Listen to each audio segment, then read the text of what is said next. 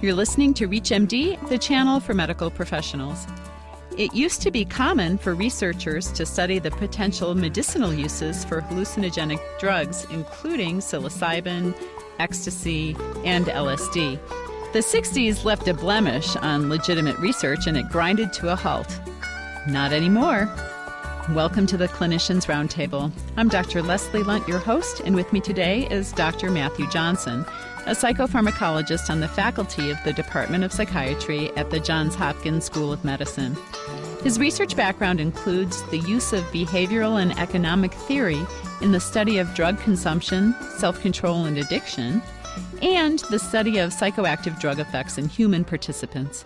Welcome to ReachMD, Dr. Johnson. Thanks. Great to be here. So tell us about your work with the Hopkins Psilocybin Research Project. Our work with psilocybin really stems from an interest in this class of compounds and their association with spiritual experience. And when you step back and look at the history of use of hallucinogens like psilocybin, they've been used by indigenous cultures virtually universally for mystical or spiritual purposes. And although they became associated with drug abuse as recreational drugs in the 1960s, there was great interest before that in the 1950s and really through the 1970s in using these drugs as both tools for neuroscience and also for potential therapeutic effects. So we're actually looking at two aspects. I mentioned before we're using them as tools for studying the spiritual experience, or you could say the neurobiology of spiritual experience. And we're also pursuing the clinical side of things, and we've recently initiated a trial looking at the use of psilocybin in cancer patients to see if psilocybin-facilitated spiritual experience can be helpful in helping people overcome existential anxiety and depression. So what have you learned so far? So far we've been studying healthy normals, people without any sort of clinical problem, and we've been studying them in order to investigate just the general effects of these compounds when administered in a highly supportive and prepared context. And what we found, being consistent with the long history of indigenous use of these compounds, is that when properly prepared and when in a safe context, more often than not, these sessions with psilocybin lead to an experience which appears indistinguishable from what's been called the primary mystical experience. And that is an experience that has commonalities across different religious traditions. It's been reported by saints and sages from centuries past up until today. There's certain commonalities, such as the sense that all is one, that the universe is ultimately a good place. There's this positive aspect. There's this noetic quality, meaning that one feels that they've had a glimpse of a reality that's larger than everyday reality or sort of more fundamental than everyday reality. Also a sense of transcendence of time and space. So these categories really have been looked at in the psychology of religion, and scales have been developed in the psychology of religion to study these types of spiritual experiences. Our study represents the first time when such scales have been used to look at a drug-induced experience. And we found that indeed appear to have experiences that are indistinguishable from classic primary mystical experiences. And furthermore, when we assess how personally meaningful and spiritually significant these sessions are, we find that most people rank the session to be amongst the top 5, some the top 1, but most rank the session to be amongst the top 5 most personally meaningful and spiritually significant events of their lives. And these are highly educated, hallucinogen-naive participants, highly functioning professionals that have, I should say, they've had a life, most of them have had a lifelong, and all of them have a current, but have a lifelong interest in spirituality and spiritual pursuits. What's the mechanism of action for this? Do we know? Well, psilocybin, along with the other classic hallucinogens like LSD, that might be the most widely known one, but these agents all have a common mechanism in terms of being an agonist at the serotonin 2A receptor.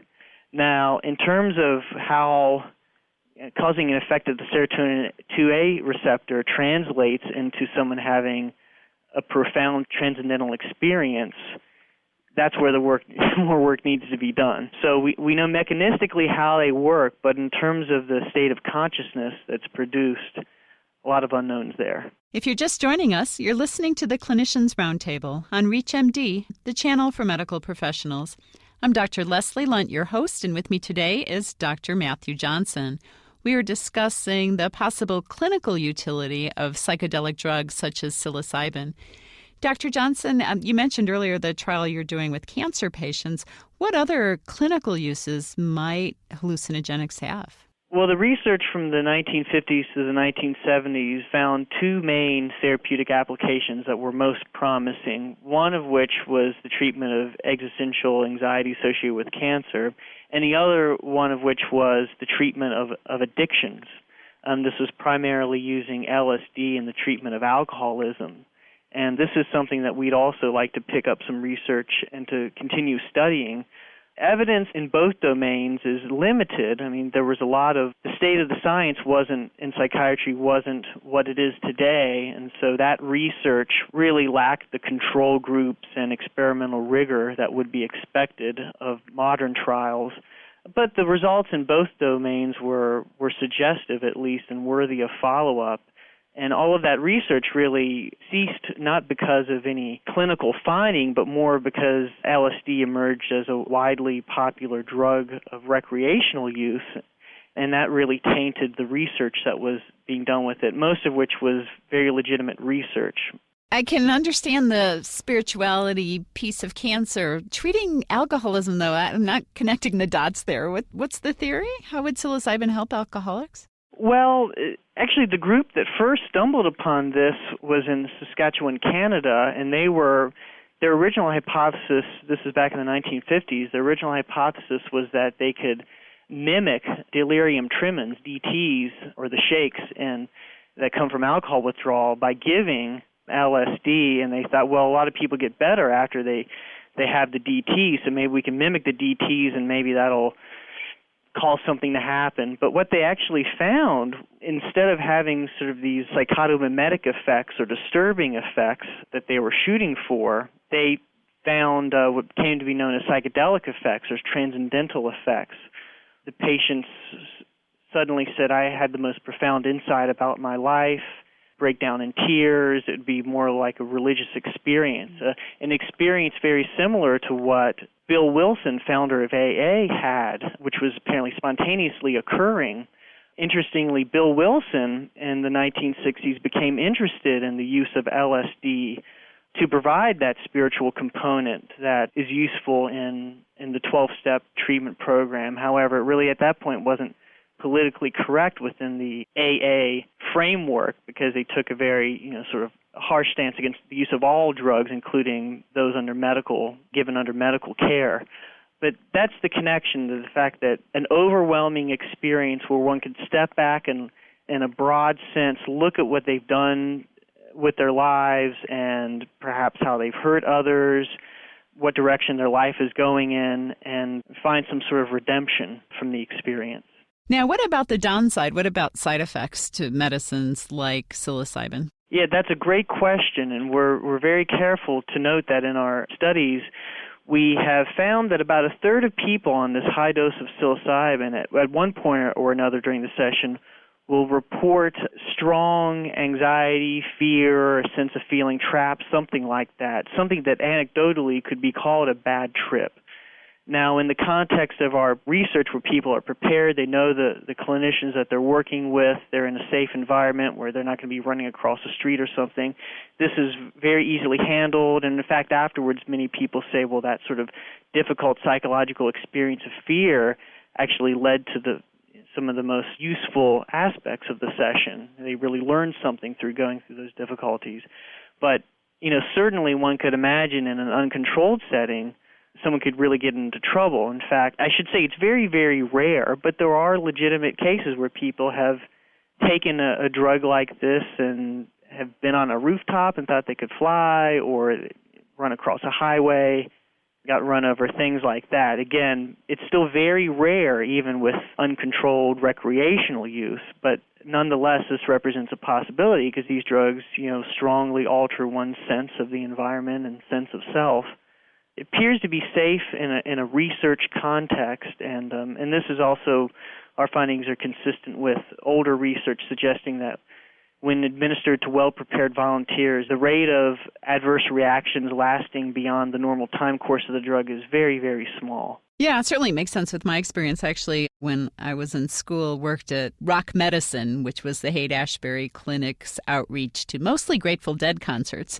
And we had a whole tent for bad trips. And it was amazing in that kind of environment. We never had to use Haldol or tranquilizers or restrain people like we did in the ER, that people dealt with it without any sort of extreme intervention. So what about other side effects like nausea, vomiting you hear with the hallucinogenics?